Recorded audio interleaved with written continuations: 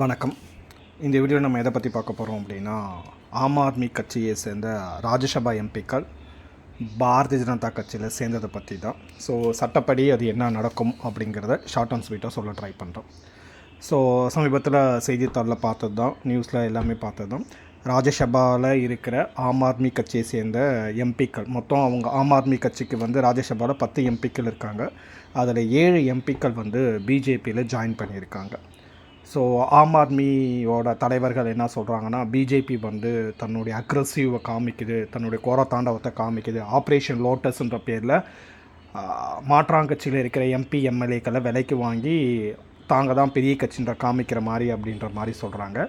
ஆனால் ஆம் ஆத்மி கட்சியில் இருந்து பிஜேபிக்கு போன எம்பிக்கள் என்ன சொல்கிறாங்கன்னா, ஆம் ஆத்மி கட்சி எதுக்காக ஆரம்பிக்கப்பட்டதோ அது மாதிரி இப்போ இல்லை, இப்போ எல்லாமே கரப்ஷனாகவே இருக்குது அப்படின்ற மாதிரி சொல்கிறாங்க. ஸோ உங்களுக்கு கொஞ்சம் ஃப்ளாஷ்பேக் போனால் தெரியும், டெல்லி சீஃப் மினிஸ்டராக இருந்த அந்த ஆம் ஆத்மி கட்சியோட தலைவர் அரவிந்த் கெஜ்ரிவாலை மதுபான வழக்கில் அரெஸ்ட் பண்ணி ஜெயிலுக்கெல்லாம் போயிட்டு வந்தது எல்லாமே தெரியும். ஸோ இப்போ இந்த 10 ராஜ்யசபா எம்பியில் 7 ராஜ்யசபா எம்பி போயிருக்காங்க. அதில் ரொம்ப முக்கியமாக பார்த்தோம் அப்படின்னா ராகவ் சாதா அப்படிங்கிறவர். ஸோ இவரை பற்றி கூட ஒரு வீடியோ நம்ம யூடியூப்பில் இருக்கா, லிங்க்கை நான் டிஸ்கிரிப்ஷனில் இது பண்ணியிருக்கேன். இந்த இதுக்காக பண்ணது தான், மொபைல் ஃபோன்ஸ் 28 நாள் எப்படி யூஸ் பண்ணலாம் அப்படின்னு சொல்லி குரல் கொடுத்ததும் அவர் தான்.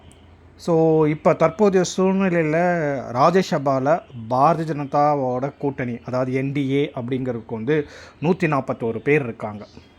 ஸோ இப்போ இந்த 7 பேரை சேர்த்தா 148 பேர். இப்போ அவங்களுடைய பலம் அதிகரிக்குது. தேசிய ஜனநாயக கூட்டணியோட மாநிலங்களவை ராஜ்யசபாவோட பலம் 148 அதிகரிக்குது. இந்தி அலையன்ஸ், அதாவது காங்கிரஸ் தலைமையிலான கூட்டணி இந்தி அலையன்ஸ் 78 பேர் தான் இருக்காங்க. கிட்டத்தட்ட பாதிக்கு பாதின்ற மாதிரி இருக்குது.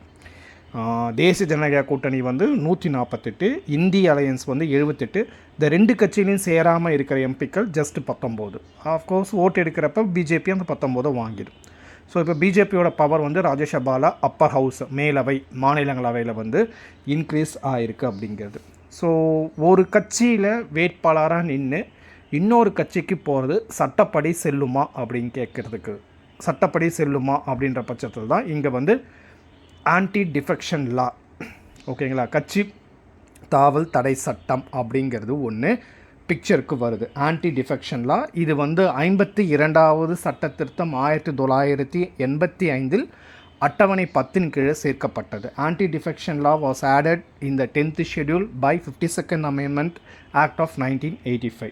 ஸோ இவங்க என்ன சொல்கிறாங்க அப்படின்னா, இப்போ ஒரு கட்சியில் தேர்ந்தெடுக்கப்பட்ட ஒரு எம்எல்ஏவோ ஒரு எம்பியோ இன்னொரு கட்சிக்கு போனால் அப்படின்னா அது தடை, ஓகேங்களா.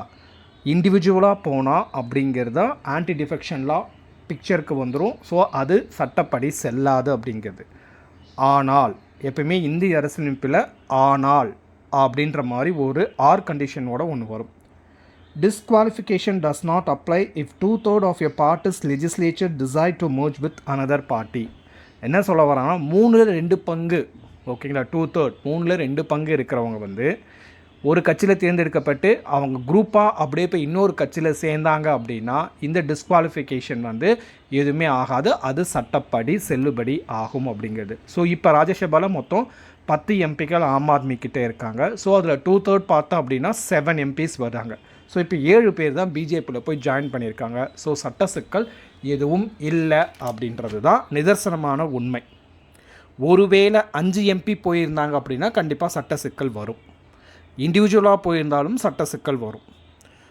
எனக்கு ஒரு கட்சியில் நான் தேர்ந்தெடுக்கப்பட்டுட்டேன், காலப்போக்கில் எனக்கும் அந்த கட்சி தலைமைக்கும் ஒத்து வரல, இல்லை எனக்கு அந்த கட்சியோட கோட்பாடு பிடிக்கல அப்படின்னா you have only resign it, நீ ராஜினாமா பண்ணிக்கலாம். இல்லை அப்படின்னா உன் கூட ஒரு குரூப்பு 2/3 குரூப்பு, அது சட்டசபையாக இருந்தாலும் சரி, மக்களவையாக இருந்தாலும் சரி, மாநிலங்களவையாக இருந்தாலும் சரி, 2/3 குரூப்பை சேர்த்துக்கிட்டு இன்னொரு கட்சியில் போய் ஜாயின் பண்ணிக்கலாம். இந்திய அரசியலமைப்பு வழிவகுத்திருக்கிற சட்டம் மட்டும்தான் இது, ஓகேங்களா. ஒரு கட்சி சார்பான தேர்ந்தெடுக்கப்பட்டுட்டு அப்படின்னா இண்டிவிஜுவலாக போய் இன்னொரு கட்சியில் கண்டிப்பாக உன்னால் சேர முடியாது. சட்டம் ஆன்டி டிஃபெக்ஷன்லாம் பாஞ்சிரும். அதுவே 2/3 மெம்பர்ஸ் போய் சேர்ந்து அப்படின்னா ஆன்டி டிஃபெக்ஷன்லாம் பாயாது.